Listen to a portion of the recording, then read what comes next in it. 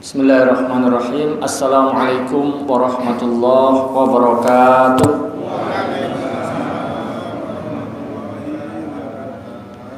Innal hamdalillah nahmaduhu wa nasta'inuhu wa nastaghfiruh wa nastahdihi wa na'udzu billahi min shururi anfusina wa sayyiati a'malina. May yahdihillahu fala mudhillalah wa may yudlilhu fala hadiyalah. Asyhadu an la ilaha illallah wahdahu la syarikalah wa asyhadu anna Muhammadan abduhu wa rasuluhu alladzi la nabiyya ba'dah. Allahumma shalli wa sallim ala hadan nabiyil karim Muhammadin wa ala alihi wa sahbihi ajma'in. Para jamaah sekalian, bapak-bapak, ibu-ibu jamaah Masjid Al-Mu'minin rahimani wa rahimakumullah. Yang pertama, kita bersyukur kepada Allah atas segala nikmat, segala karunia yang Allah berikan kepada kita semuanya, sehingga di kesempatan malam hari ini kita kembali bisa melaksanakan sholat maghrib dengan berjamaah. Mudah-mudahan sholat jamaah kita dan seluruh ibadah kita diterima oleh Allah Subhanahu wa ta'ala. Salawat dan salam semoga senantiasa terlimpahkan kepada uswah hasanah kita Rasulullah sallallahu alaihi wasallam beserta para keluarganya, para sahabatnya, dan orang-orang yang senantiasa mengikuti sunnah-sunnahnya. Para jamaah sekalian, pada kesempatan pekan yang lalu kita membahas tentang apa saja yang dianjurkan, yang disunnahkan ketika kita berada di dekat orang yang mau meninggal dunia, ketika sedang sakarat. Apa yang kita lakukan, apa yang disunahkan untuk dikerjakan, nah itu pada kesempatan yang lalu sudah kita bahas. Nah, di kesempatan malam hari ini kita akan membahas tentang bab berikutnya. Di antaranya adalah apa yang kita dianjurkan, apa yang disunahkan untuk kita lakukan ketika kita mendapati kerabat kita, orang terdekat kita itu meninggal dunia, ya. Nah, itu apa saja petunjuk Rasulullah SAW berkaitan dengan ini. Para jemaah sekalian, rahimani rahimakumullah, ada beberapa hadis yang menjelaskan tentang tema ini, tentang bab ini. Di antaranya adalah hadis yang diriwayatkan oleh Imam Ahmad dan Imam Muslim dari Ummu Salamah radhiyallahu anha. Qalat, ia berkata, sami'tu Rasulullah sallallahu alaihi wasallam yaqul. Ya, jadi Ummu Salamah berkata, aku pernah mendengar Rasulullah sallallahu alaihi wasallam bersabda, ma min 'abdin tusibuhu musibatun. Tidaklah ada seorang hamba ditimpa satu musibah, fayaqulu, kemudian dia mengucapkan inna lillahi wa inna ilaihi raji'un, yaitu mengucapkan inna lillahi wa inna ilaihi raji'un. Kemudian dilanjutkan dengan mengucapkan Allahumma ajurni fi musibati wa akhlif li khairan minha. Tidaklah ada seorang hamba yang mendapatkan musibah kemudian mengucapkan kalimat tadi illa ya ajarahullahu ta'ala fi musibatihi, kecuali Allah akan memberikan pahala pada musibahnya, wa akhlafa lahu khairan minha, dan Allah akan memberikan ganti yang lebih baik daripadanya, ya. Qalat, Ummu Salamah berkata, falamma tuwfiya Abu Salamah, ketika Abu Salamah wafat, qultu kama amaroni Rasulullah sallallahu alaihi wasallam, maka saya mengucapkan sebagaimana Rasulullah sallallahu alaihi wasallam memerintahkan kepadaku, ya. Fa akhlafallahu li khairan min, maka kemudian Allah memberikan ganti kepadaku dengan yang lebih baik daripada Abu Salamah, daripada suamiku, yaitu Rasulullah sallallahu alaihi wasallam. Para hadis sekalian, rahimani wa rahimakumullah, Jadi hadis ini memberikan penjelasan kepada kita, siapapun orangnya, Ya, ketika mendapatkan musibah maka dianjurkan pertama adalah istirja. Apa Pak? Istirja. Istirja itu adalah mengucapkan kalimat inna lillahi wa inna ilaihi raji'un. Ini disebut dengan apa? Istirja, ya. Istirja, ya. Istirja itu inna lillahi wa inna ilaihi raji'un. Ya, kalau seperti kalimat misalnya tahlil itu la ilaha illallah. Tahmid apa Pak? Tahmid apa? Alhamdulillah. Ya, takbir Allahu Akbar. Istirja, ini innalillahi wa inna ilaihi raji'un. Jadi ketika seorang mendapatkan musibah maka pertama dianjurkan untuk istirja, untuk mengucapkan innalillahi wa inna ilaihi raji'un. Musibah apa? Musibah apa saja. Ya, tidak hanya terbatas pada kematian. Kematian itu salah satu saja bagian daripada musibah. Nah, musibah apa saja ketika dialami oleh seseorang maka orang tersebut dianjurkan untuk mengucapkan istirja. Inna lillahi wa inna ilaihi raji'un. Kemudian apa yang dianjurkan lagi selain istirja, yaitu berdoa. Berdoa meminta pahala pada musibah yang dialaminya tersebut agar Allah berkenan membalasnya, memberikan pahala pada musibah yang dialami tersebut, yaitu minta diberikan pahala dan minta apa? Minta diberikan ganti yang lebih baik. Jadi kalau kita dapat musibah, pertama disuruh istirja, yang kedua disuruh berdoa, memohon kepada Allah, meminta kepada Allah pahala. Ya, meminta pahala atas musibah yang terjadi, atas musibah yang kita alami, dan meminta ganti yang lebih baik. Ya, musibah apa saja? Ya, termasuk musibah kematian, musibah barang hilang, ya, musibah, pokoknya semua musibah kita dianjurkan untuk ini. Nah, di hadis ini dijelaskan pengalaman seorang sahabiah namanya Ummu Salamah. Ummu Salamah punya suami yang namanya Abu Salamah. Abu Salamah ini adalah seorang sahabat, dan tentu seorang sahabat itu adalah orang baik, orang yang mulia, orang yang diridhai oleh Allah Subhanahu wa taala. Ya. Nah, ketika suaminya meninggal, dia teringat dengan apa yang diperintahkan Rasulullah kepada orang yang mendapatkan musibah. Orang yang mendapatkan musibah suruh istirja, suruh doa. Ya, suruh berdoa, meminta pahala dan meminta apa? Ganti yang lebih baik. Maka dia praktekkan, ya, ajaran Rasulullah tersebut. Dia praktekkan perintah Rasulullah SAW tersebut. Dia ucapkan inna lillahi wa inna ilaihi raji'un. Kemudian dia berdoa, Allahumma ajurni fi musibati wa akhlif li khairan minha. Ya Allah, berikanlah pahala pada musibahku ini dan berilah ganti untukku, yaitu ganti yang lebih baik. Dan kemudian beliau cerita apa yang terjadi kemudian. Beliau mengatakan Allah mengganti untuk beliau, yaitu pengganti yang lebih baik dari suami sebelumnya. Suami sebelumnya orang yang baik, orang yang mulia, orang yang diridhai oleh Allah. Tapi karena dia minta ganti yang lebih baik, Allah turuti, Allah kabulkan permintaannya, yaitu diganti dengan orang yang lebih baik dari suaminya, yaitu siapa? Rasulullah Shallallahu Alaihi Wasallam. Dan ini doa ini sudah mujarab, ya, sudah mujarab, sudah teruji coba, sudah pernah dibuktikan oleh seorang yang namanya Ummu Salamah.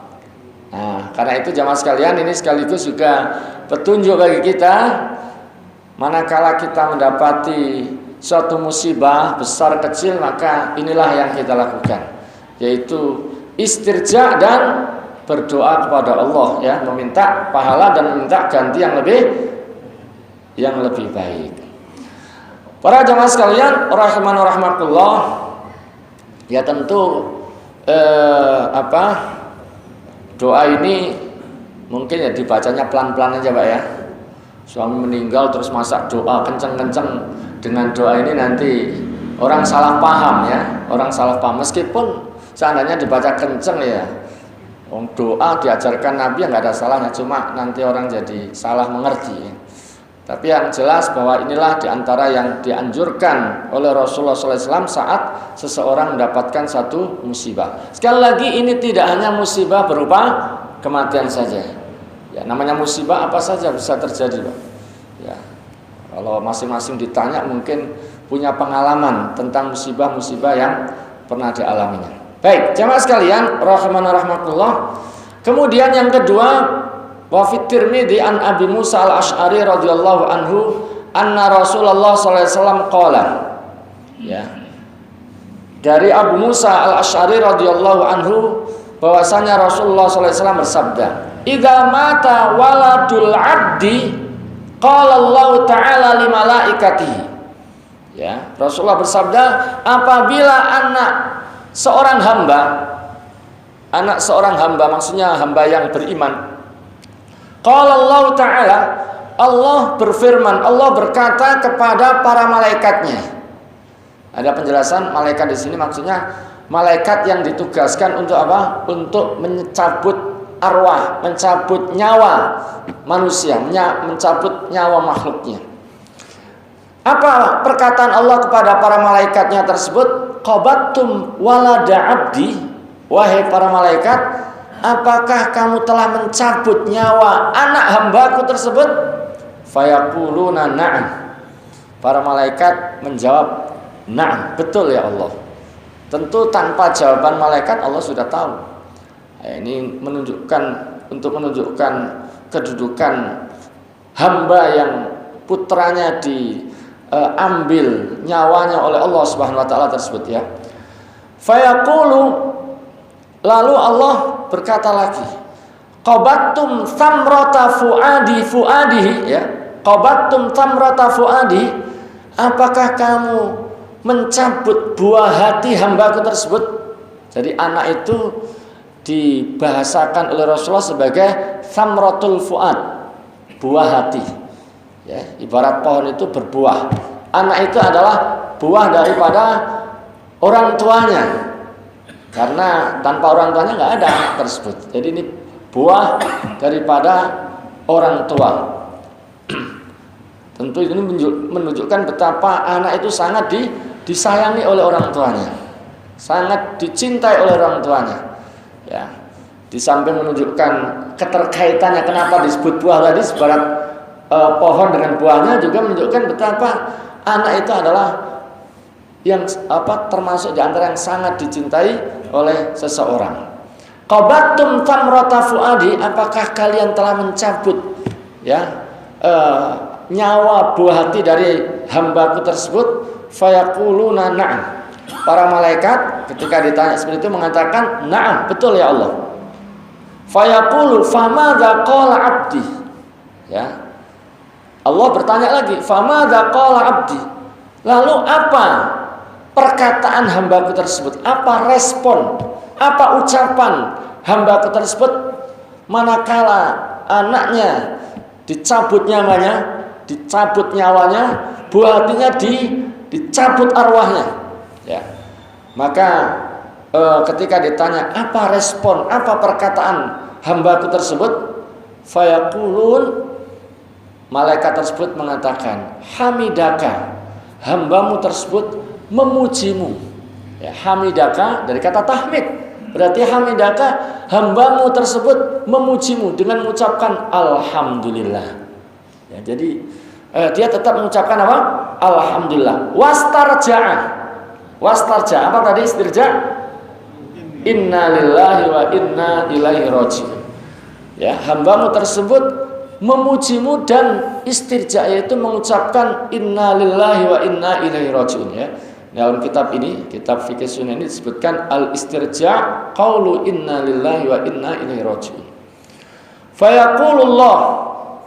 Fayaqulullah ta'ala, lalu Allah berkata, ubnu li'abdi baitan, wahai para malaikat, bangunkan sebuah rumah untuk hambaku tersebut fil jannah di surga, wasammuhu dan beri nama rumah, ya, rumah tersebut, rumah yang dibangunkan untuk hambaku tersebut yaitu Baital Hamdi.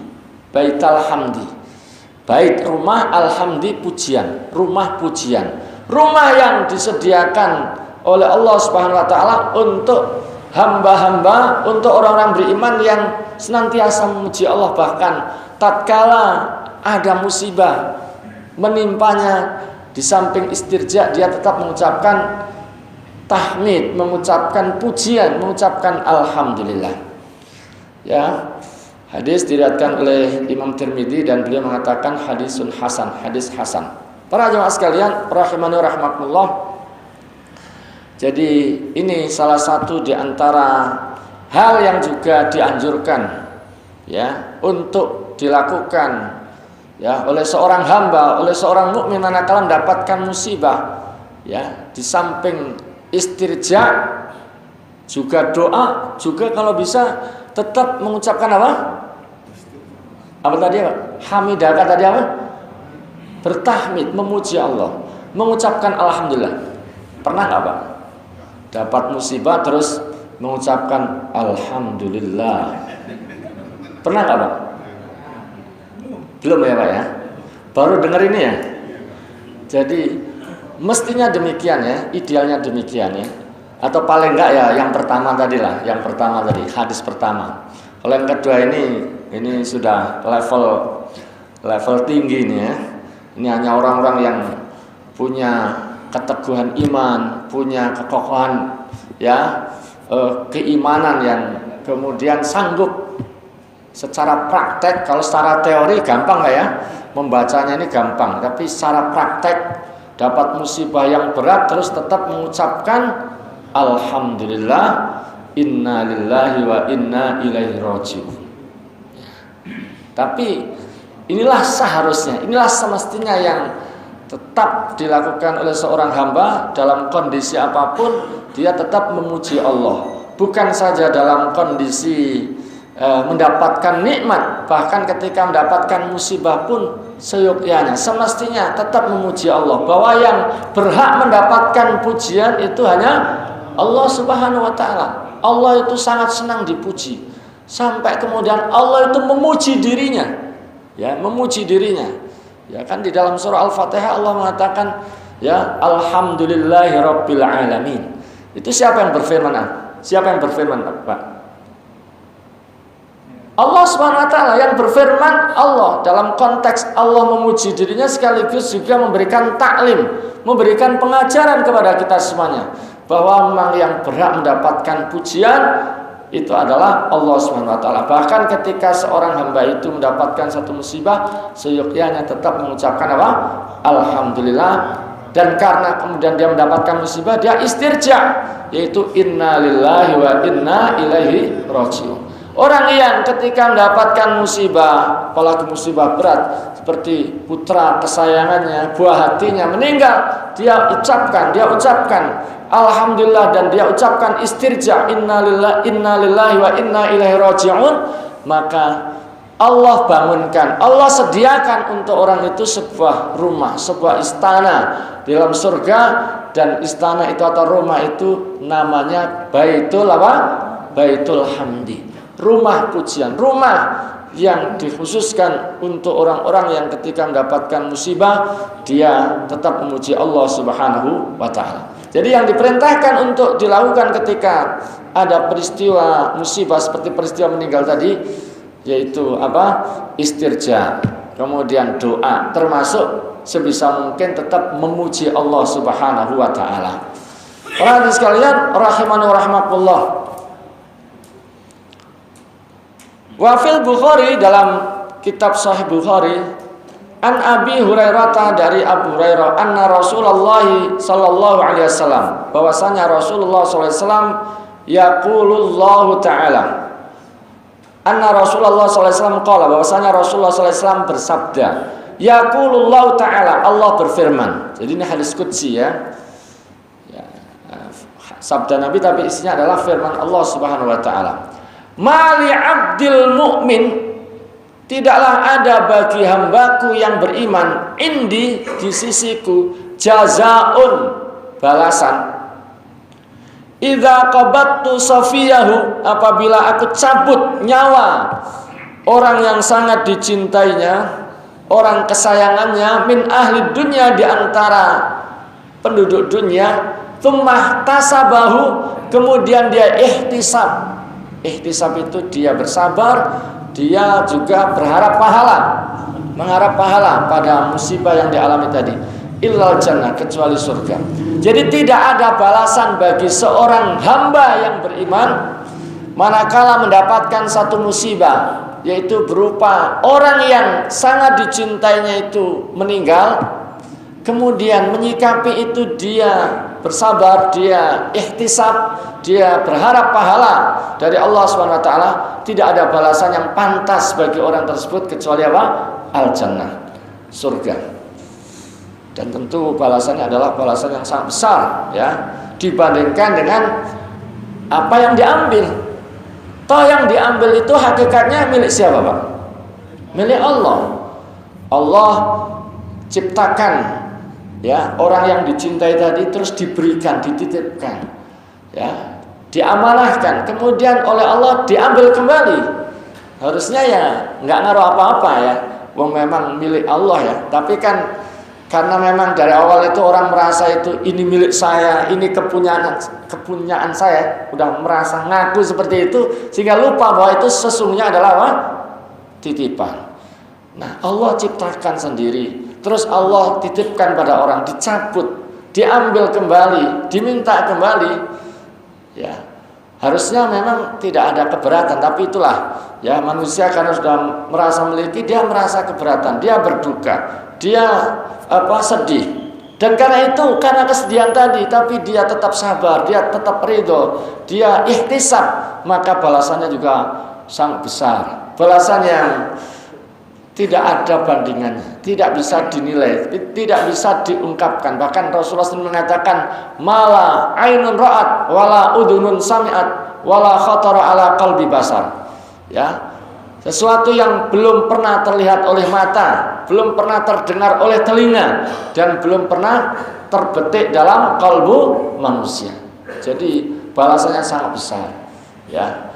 Karena memang untuk menggapai itu juga tidak mudah, itu sulit, ya. Ngomongnya gampang, ngomong begini gampang sekali, tapi memang harus diomongkan. Pak Ustadz mau gampang ngomongnya, memang gampang dan kita omongkan ini karena diperintahkan untuk disampaikan, dan dalam prakteknya kita belajar bareng-bareng untuk kemudian memahami dan kemudian mengamalkan hadis ini. Para jamaah sekalian, rahimani wa rahmatullah, hadis yang keempat, An Ibnu Abbas fi qaulillahi ta'ala, ya, dari sahabat Ibnu Abbas radhiyallahu anhuma terkait dengan firman Allah Ta'ala yang ada dalam surah Al-Baqarah, alladzina idza asabathum musibah qalu inna lillahi wa inna ilaihi raji'un. Orang-orang yang apabila ditimpa suatu musibah, qalu mereka berkata, inna lillahi wa inna ilaihi raji'un. Mereka mengucapkan istirja ini. Maka apa yang didapatkan? Ya, ulaika alaihim salawatun mir rabbihim wa rahmah wa ulaika humul muhtadun. Mereka mendapatkan salawat dari Allah, salawat dari Tuhannya, ya, dari Tuhan mereka. Maksudnya orang-orang yang ketika diuji, diberikan cobaan, musibah, ya, kemudian dia sabar, dia mengucapkan istirja, maka mendapatkan salawat dari Allah, warahmah, dan juga rahmat, wa ulaika humul muhtadun, dan mereka adalah orang-orang yang mendapatkan petunjuk. Qala, sahabat Ibnu Abbas radhiyallahu anhu berkata, akhbarallahu azza wa jalla, Allah memberitahukan, annal mu'mina idza sallama li amrillahi wa raja'a wastarja'a, bahwa seorang mukmin apabila dia menyerahkan urusannya kepada Allah, dia kembali kepada Allah, dia istirja indal musibah, ketika musibah, kutibalahu salatu hisal, maka ditetapkan untuknya 3 hal. 3 hal minal khairi, ya, dari kebaikan. Semuanya baik, 3-3 yang tersebut. Apa? As-salatu minallah, salawat dari Allah. Yang kedua apa? Ar-rahmah, yaitu rahmat dari Allah. Kemudian yang ketiga tahqiqus sabilil huda, yaitu mendapatkan jalan petunjuk, terrealisasinya jalan petunjuk. Jemaah sekalian rahimakumullah, jadi 4 hadis yang dihadirkan oleh muallif fikih sunnah ini menjelaskan kepada kita apa yang seharusnya atau yang semestinya dilakukan ketika mendapatkan suatu musibah, termasuk berupa kematian. Tadi yang pertama adalah apa? Istirja. Kemudian yang kedua adalah apa? Doa. Ya, doa. Diperintahkan kita berdoa. Bahkan nanti dalam hadis yang lainnya itu, dalam konteks yang semacam ini tidak boleh berucap kata-kata yang buruk. Ya. Karena akan diaminkan oleh malaikat, ya. Saya bukakan satu hadis, ya.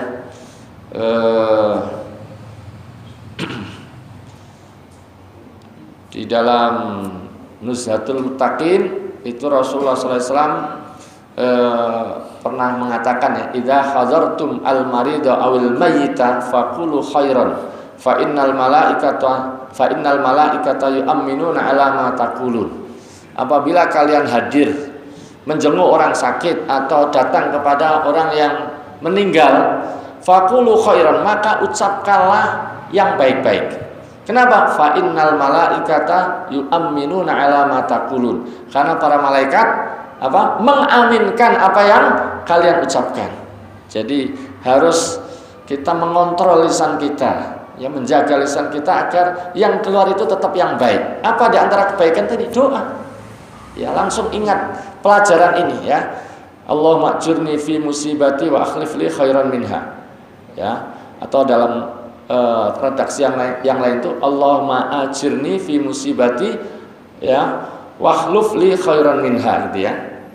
Jadi ada beberapa kalimat atau redaksi yang terkait dengan doa ini. Jadi pertama istirja, yang kedua doa, permintaan pahala atas musibah tersebut, ya, juga meminta ganti yang lebih baik. Kemudian bahkan kemudian berdasarkan hadis yang kedua tadi, kita juga sebisa mungkin tetap memuji Allah Subhanahu wa taala. Memuji bukan saja ucapan, tapi dengan tentu penghayatan bahwa yang berhak mendapatkan pujian sanjungan hanya Allah Subhanahu wa taala. Kemudian yang berikutnya tadi adalah ihtisab. Ihtisab yaitu bersabar dan berharap pahala dari Allah Subhanahu wa taala. Nah, kalau itu semua dilakukan, maka pahala dia dapatkan. Pahala kesabaran sebagaimana pernah disampaikan adalah pahala yang tidak terhingga. Kalau ibadah-ibadah yang lain itu pahalanya tertentu, ya, disebutkan berapanya itu disebutkan oleh Rasulullah SAW, antara 10 sampai 700. Tapi untuk sabar itu pahalanya tidak terhingga. Innama yafassabiruna ajrahum bighairi hisab. Jadi mendapatkan pahala, kemudian mendapatkan mendapatkan potensi, mendapatkan ganti yang lebih baik, ya. Asalkan doanya ikhlas, doanya penuh keyakinan, doanya betul-betul dia mengharapkan, doanya dengan hati yang hadir, maka insya Allah doa itu akan dikabul oleh Allah Subhanahu wa taala. Termasuk juga balasannya adalah al-jannah, ya. Mendapatkan apa, Pak? Al-jannah itu surga. Termasuk tadi 3 hal, ya, didapatkan berdasarkan surah Al-Baqarah apa? Sholawat dari Allah, kemudian apa? Rahmat, dan mendapatkan petunjuk, ya.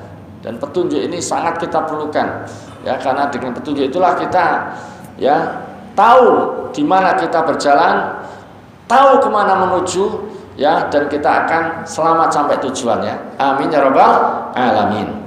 Baik jamaah sekalian rahimanu rahmatullah. Kemudian yang berikutnya di sini dibahas tentang istihbab i'lami qarabati wa ashabi bimautihi. Anjuran untuk memberitahukan kepada kerabat, kepada sahabat-sahabat, teman-teman tentang kematian keluarga kita. Kalau ada keluarga kita yang meninggal, maka di antara yang dianjurkan adalah memberitahukan orang, memberitahukan kerabat yang lain, ya. Ya, agar apa?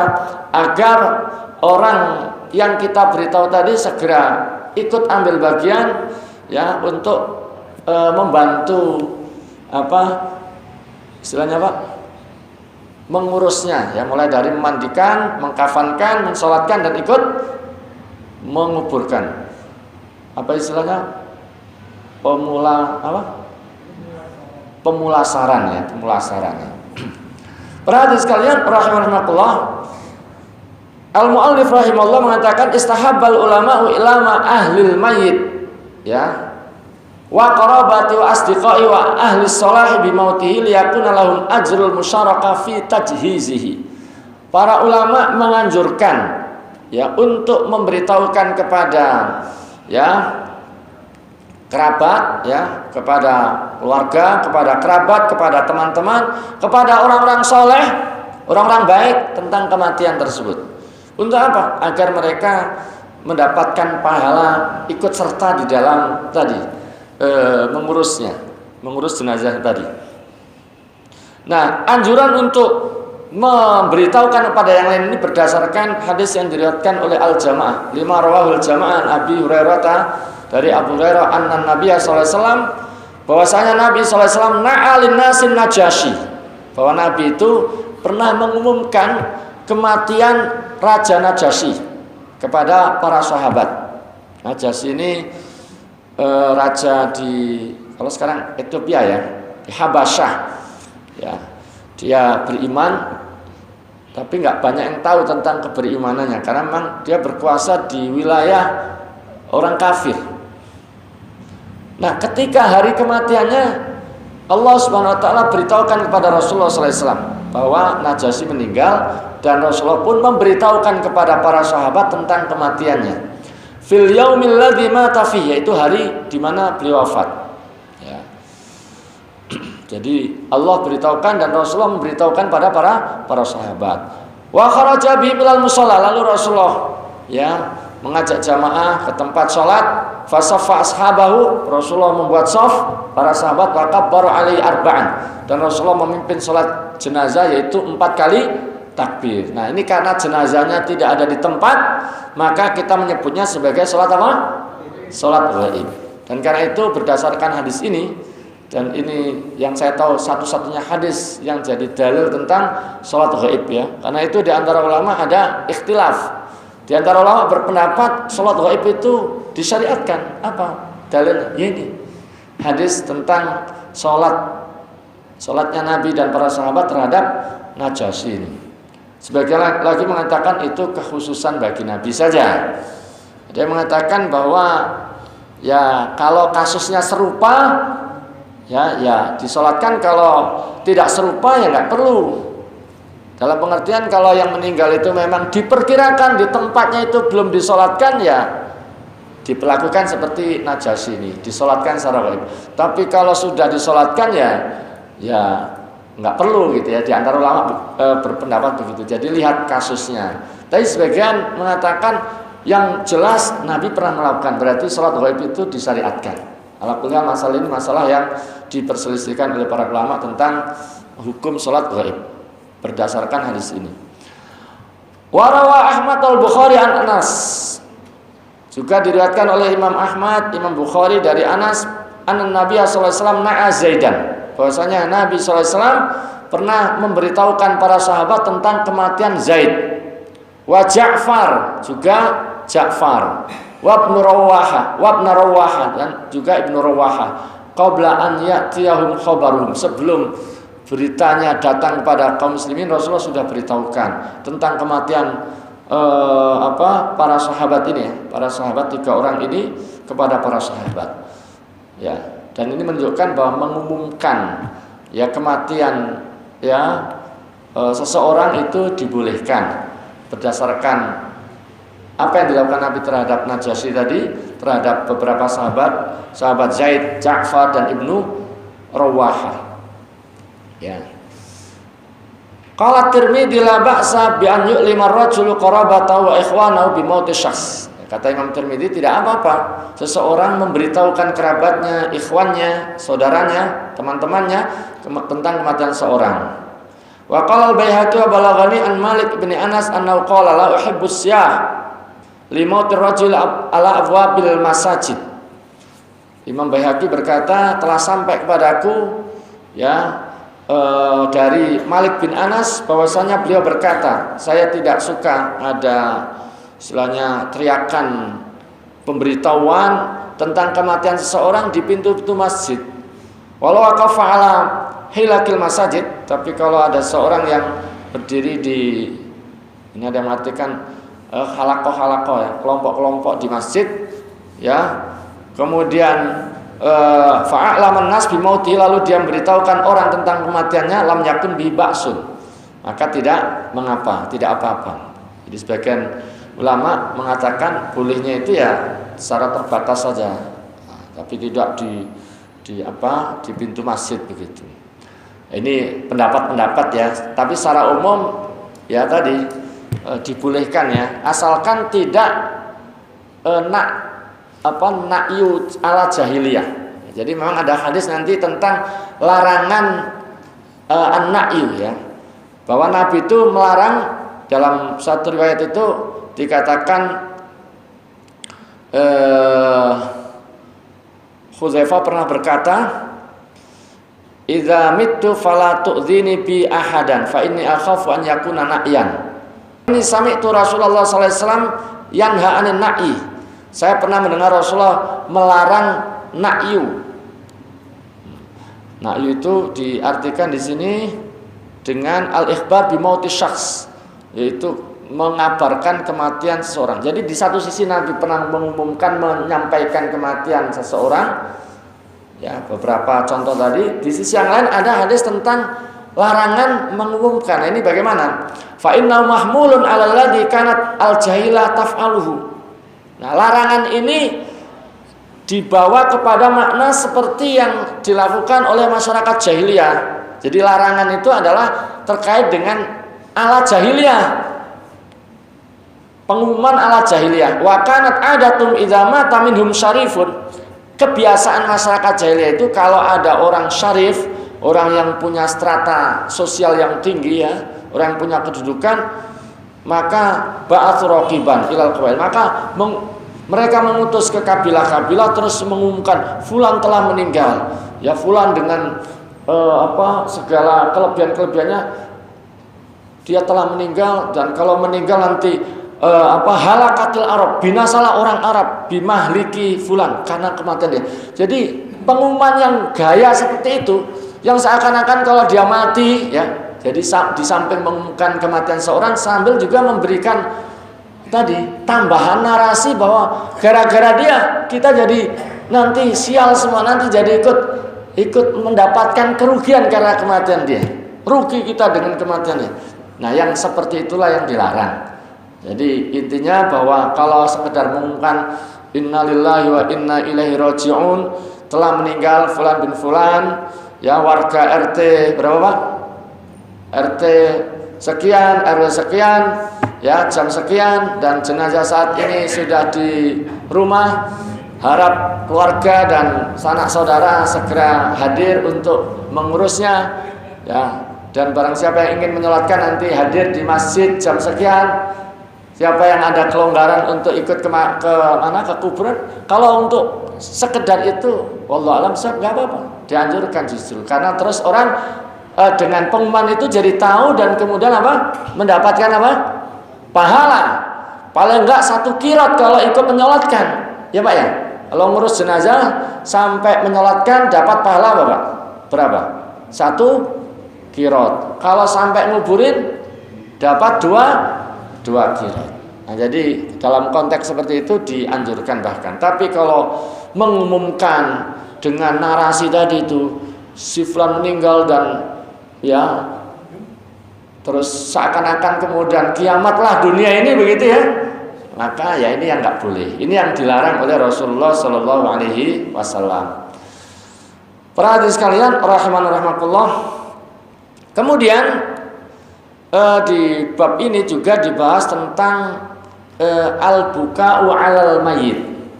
Al-buka'u 'alal mayyit, tentang nangis, ya menangis karena ada yang meninggal, menangisi jenazah. Boleh enggak nangis itu ya? Boleh nggak Pak? Ada yang meninggal terus nangis. Nah, kita baca dulu, jangan asal boleh aja. Ya. Nah, kita baca dulu ya. Ajma'al ulama ala annahu yajuzul buka 'alal mayyit ya. Para ulama ijma' bahwa boleh menangisi jenazah. Artinya ketika ada kerabat kita yang meninggal terus kerabatnya orang yang dekat dengannya ya atau orang yang punya hubungan ya, perkawanan dan seterusnya dia menangis maka boleh ya. Idza khala minas sarahi wan nauhi. Apabila tangisannya itu tidak disertai dengan teriakan-teriakan dan ratapan-ratapan. Jadi kalau sekedar ya refleks karena ada si fulan meninggal ya.